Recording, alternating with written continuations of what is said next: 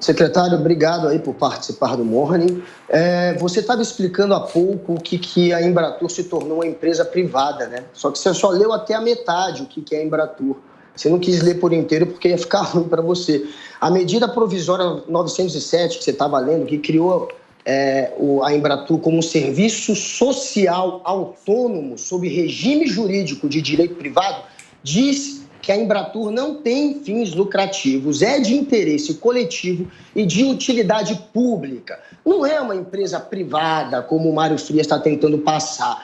E não é só chegar lá com um currículo bom, como uma empresa privada faria para contratar. Ela é uma autarquia, sim, do Ministério do Turismo, e mesmo o Ministério cuja sua pasta é subordinada. Foi por isso que você e o seu cunhado tentaram esconder da imprensa esse cargo que ele ocupa? O Guga, tudo que você acabou de dizer, você reforça exatamente o que eu disse. É uma empresa privada. Eu não tenho gerência nenhuma sobre a empresa, nem as decisões da empresa. Você vai deixar eu falar? Claro, depois eu completo, então. Obrigado, então, querido. O que acontece é o seguinte: eu não tenho ingerência nenhuma sobre as decisões e contratações da Embratur. E é como eu falei, meu cunhado é um advogado formado, correu com os currículos como todo brasileiro aqui em Brasília e conseguiu, por seus méritos, uma vaga na Embratur. Eu não tenho absolutamente nada a responder sobre isso, porque é exatamente o que eu te expliquei. A minha secretaria está ligada ao Ministério do Turismo. E como eu expliquei antes, a Embratur hoje, a partir de 2019, eu nem estava no governo ainda, é uma empresa privada que toma suas decisões independentes do governo. Agora, eu sinceramente, Guga, não estou aqui para ficar debatendo ou discutindo com você, que a gente sabe perfeitamente que é militante, inclusive o seu pai faz ataques recorrentes à minha pessoa. Então, eu acho que se você quiser continuar com esse assunto, a gente vai ter um probleminha na justiça, tá?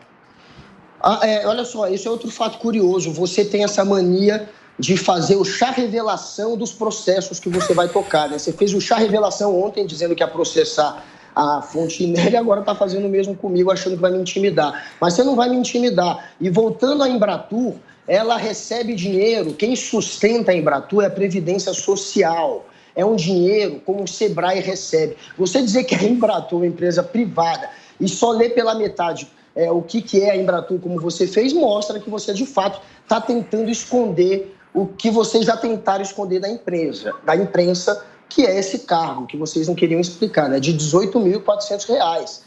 Segundo você, conseguido apenas por conta do currículo dele, né? Mas por que vocês quiseram esconder isso da imprensa? Fica ainda a pergunta, por que você não quis responder ao Guilherme Amado? Por que o advogado bloqueou o Guilherme Amado e disse, negou que ele ocupasse esse cargo num primeiro momento? Por que as mentiras? Se é algo, enfim, que vocês nem deveriam estar explicando por ser, segundo você, está tentando jogar essa cascata uma empresa privada. E não é uma empresa de utilidade pública. Mas vai, continua. Cara, quando você abre a boca, a gente já sabe que vai sair militância. Acho que qualquer um que está aqui sabe disso, inclusive seus colegas. Desviar o assunto, responde. Tá fugindo. Responde. Menino, deixa eu falar uma coisa. Não, só responde. Eu mesmo bloqueei Guilherme Amado, porque é outro mentiroso, assim como você e seu pai. Tá? Mentiroso é você e você é um moleque. A hora que você quiser conversar, eu estou à sua disposição. A gente pode conversar. Eu te explico direitinho como funciona a história. O que eu estou dizendo para você é que estou conversando. Então. Mentiras, todas as suas bravatas e mentiras, você não tem como provar nada, absolutamente nada. É isso que eu estou falando que é leviano. Você é um garoto que usa o seu espaço todo dia para difamar um governo legítimo, com suas historinhas e mentirinhas, sentadinho no seu sofá bonitinho, recebendo o seu dinheirinho, sem correr riscos, garantidinho, pelo nome que você leva, tá, garoto? Então, ô Paulo, esse rapaz aqui, ele é um moleque. A hora que você quiser, mulher, você vem aqui e a gente conversa. Acabou a molecagem com você. Secretário, sabe apontar o dedo. Entendeu, garoto? Secretário, por favor, vamos voltar. Vamos voltar. Vocês estão muito nervosos, gente. Vocês ficam muito nervosos numa conversa, pelo amor de Deus. Secretário, vamos voltar. Eu queria fazer uma pergunta para o...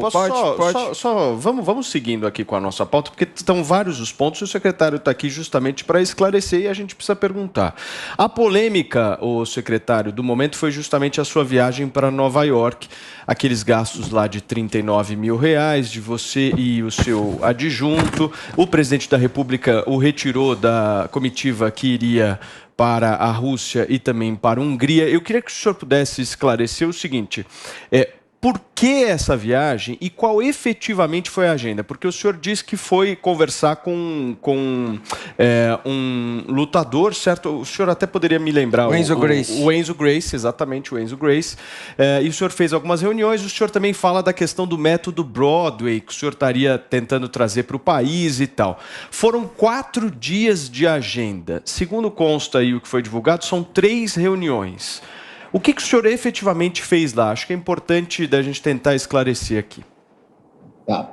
Paulo, em primeiro lugar, todas as informações da viagem estão no site da Transparência. A viagem custou isso mesmo. Uma viagem para 2 pessoas que dividiram um quarto e que andaram por Nova York a pé. Muito diferente dos últimos governos que iam para gastar em hotéis caríssimos, gastavam fortunas. Nós temos a prerrogativa de gastar pouco nas viagens. Outra mentira da imprensa, que nós fomos de executiva. Não fomos. Fomos de econômica. A agenda tinha alguns compromissos importantes, tá?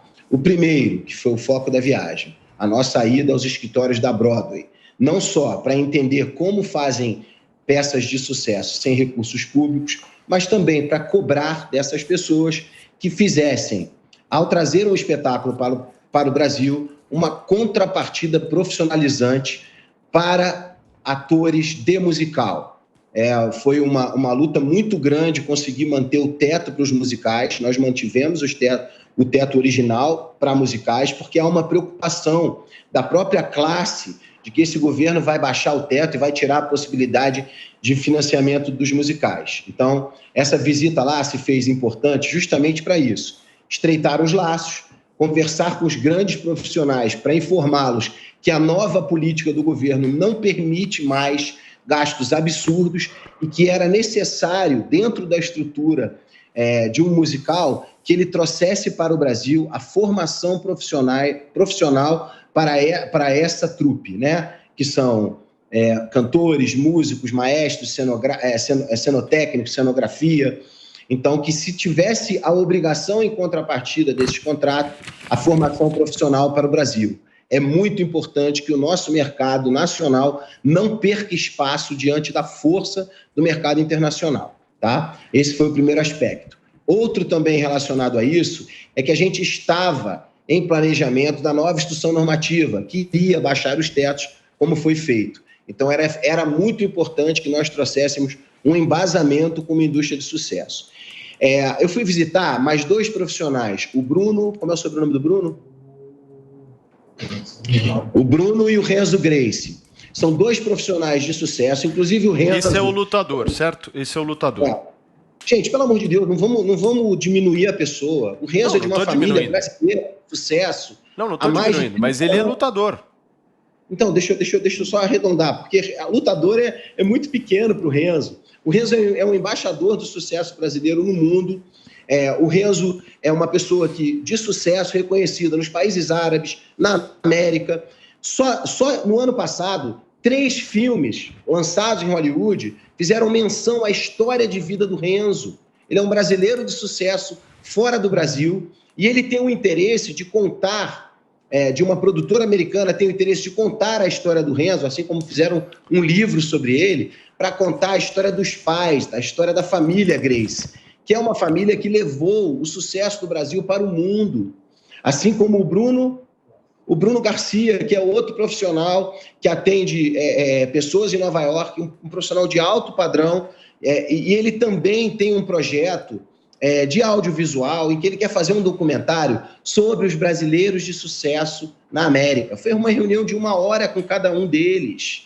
A gente estava indo para buscar a possibilidade de falar bem do Brasil nos Estados Unidos, falar bem do Brasil e das propostas da política pública para as pessoas da Broadway, para escritórios de sucesso na Broadway, entender como produzem alto nível com dinheiro privado, fazê-los entender que aqui mudou que aqui, quando eles vierem trazer um espetáculo, eles não vão poder só trazer o espetáculo. Eles vão ter que deixar conhecimento, deixar formação profissional para os nossos jovens.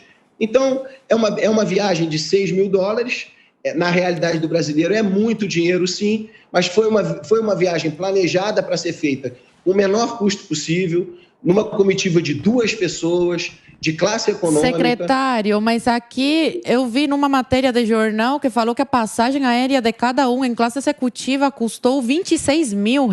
Não foi de executiva, secretário? Foi de classe econômica. Essa é a mentira. Nós fomos de classe econômica. Mas custou R$26 mil a passagem? O custo da viagem, se não me engano, está em 39 mil, é isso, Ellen? 78. 78, pelo que eu estou vendo aqui. São 2 pessoas, né? 39 vezes 2, isso. Pelas 2 pessoas, foi uma viagem de $6 mil. Gente, desculpa. Vocês querem isso a fundo? Zoe, você quer ir a fundo? Entra no site da Transparência. Eu tô realmente lendo aqui no jornal. Eu vi isso aqui no jornal, por isso que eu tô perguntando pro secretário, para tirar essa dúvida. É isso que eu te falo. A viagem, todas as viagens nossas... Gente, nós estamos há 1 ano e 8 meses no cargo. Nós fizemos 5 viagens internacionais, todas com agenda. Você quer comparar com viagem ministerial? Você quer comparar com governos passados? Todas essas viagens que nós fizemos, nós viajamos de econômica, sendo que o secretário especial, ele pode viajar de executiva. Tem um decreto que deixa a gente viajar de executiva. Mesmo assim, sabendo de todas as repercussões negativas que a imprensa já quer ligar ao governo federal, nós fizemos a viagem em classe econômica. Em relação à viagem da Rússia, que o Paulo perguntou, Paulo, a questão da Rússia foi um pouco mais sensível. Nós tínhamos 3 agendas marcadas. Ô, Mário, você acha que o Bolsonaro te tirou da viagem por conta desse episódio de Nova York? Não, deixa eu te explicar o que acontece, você vai entender. A gente tinha uma agenda muito importante na Rússia, assinar um tratado de cooperação cultural, na Hungria também, e na Polônia a gente ia inaugurar o busto de Rui Barbosa. É um busto que foi feito de Rui Barbosa na Polônia, uma homenagem fantástica. O que acontece? Essas viagens, elas não tinham convergência nenhuma, a nossa com o presidente. Essa viagem estava planejada há 6 meses. A do presidente também, se não me engano, já tinha um bom tempo de planejamento. Mas a questão é a seguinte, vamos lá ao fato, qual é? O presidente me ligou e disse assim, Mário, a gente está com um problema, eu estou reduzindo a comitiva, porque qualquer caso de Covid relatado lá, nenhum de nós vai poder estar com o Putin.